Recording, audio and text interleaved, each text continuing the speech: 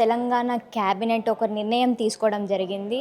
ఓఆర్ఆర్‌కి ఆనుకొని ఉన్న 27 మున్సిపాలిటీలు దీంట్లో జీహెచ్ఎంసీలో విలీనం చేసుకోవడానికి ఒక నిర్ణయం అయితే తీసుకోవడం జరిగింది. సో, దానిపైన మీ ఒపీనియన్ ఏంటి? ఫస్ట్ ఆఫ్ ఆల్ నిర్ణయం అనేది ఏకపక్ష నిర్ణయాలు ఉన్నట్టుగా అనిపిస్తున్నాయి. అక్కడున్న లోకల్ వాళ్ళని ఒక కన్సర్న్ లేదు.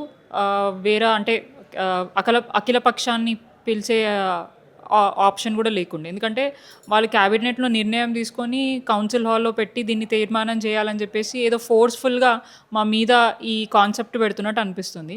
ఫస్ట్ ఆఫ్ ఆల్ ఉన్న 150 డివిజన్‌లే 2 ఏండ్ల నుంచి ఎటువంటి డెవలప్‌మెంట్ ప్రాపర్‌గా జరగట్లేదు. ఇప్పుడు మున్సిపాలిటీలని ఇక్కడ కలిపితే దాన్ని ఏ లెక్క ప్రకారం కలుపుతున్నారు? దాన్ని డెవలప్‌మెంట్ ఏంటి? దాని ప్రోగ్రెస్ ఏంది? అంటే ఫ్యూచర్‌లో దాన్ని ఎట్లా చేస్తారు ఏంటి అనేది ఒక మీటింగ్ కూడా కాల్ ఫర్ చేయకుండా డైరెక్ట్‌గా మేము పెడుతున్నాం దీన్ని ఆమోదించాలంటే ఎట్లా ఆమోదిస్తారు? అంటే ప్రాపర్‌గా ఐడియా లేకుండా దాన్ని ఎట్లా ఎవరైనా యాక్సెప్ట్ చేయగలుగుతారు. ఇప్పుడు ఇంత పెద్ద డివిజన్స్ ఉన్నాయి మన జీహెచ్ఎంసీ పరిధిలో. సో, ఆ మున్సిపాలిటీలను కూడా కలిపితే చాలా బర్డెన్ అవుతుంది. సో, ఏ రకంగా వాళ్ళ ట్యాక్స్ కానీ పర్మిషన్లు కానివ్వండి, ఇతర ఏవైతే ఎమ్యూనిటీస్ కానీ ఎట్లా ప్రొవైడ్ చేస్తారు ఏంటంటే మున్సిపాలిటీలకి కార్పొరేషన్కి డిఫరెంట్ ఉంటుంది.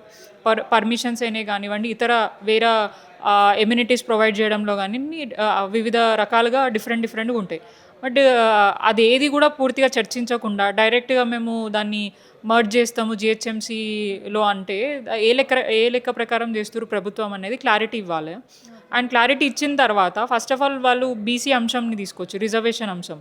సో, ఆ రిజర్వేషన్ కూడా పూర్తి స్థాయిగా వాళ్ళు మాకు క్లారిటీ ఇవ్వట్లేదు. ఇప్పుడు ఇన్ని కాలం కలుపుతున్నప్పుడు అన్ని రకాలుగా మనకి ఏమంటారు డిస్టర్బెన్సెస్ ఉంటాయి. సో, రిజర్వేషన్ పరంగా, బడ్జెట్ పరంగా, ప్లస్ ప్రొసీజర్ పరంగా, పర్మిషన్ పరంగా అట్లాంటివి ఎన్నో అంశాలు ఉన్నాయి. వీటి మీద పూర్తి అవగాహన లేకుండా, అవేర్నెస్ లేకుండా డైరెక్ట్గా కలుపుతాము, మీరు దీన్ని ఆమోదించాలి, దీని గురించి ఎటువంటి డిస్కషన్ ఉండదు. కౌన్సిల్లో కూడా చూడొచ్చు, మేయర్ గారు దాన్ని 2 ఐటమ్స్ పెట్టారు. దాంట్లో సెకండ్ ఐటమ్ 27 మున్సిపాలిటీలు కలపాలని చెప్పేసి దాని మీద డిస్కషన్ లేదు. డైరెక్ట్గా ఎంఐఎం సంబంధించిన కార్పొరేటర్లు కానీ ఎమ్మెల్యేలు కానీ మరి దాని మీద డిస్కషన్ చేయాలంటే మాట్లాడరు, మేము అడిగితే మాట్లాడరు. డైరెక్ట్గా దాన్ని ఆమోదించి సెల్ఫ్ డిక్లరేషన్ వాళ్ళే చేసుకొని దీన్ని ఆమోదించినాం అని చెప్పేసి పంపిస్తున్నారు.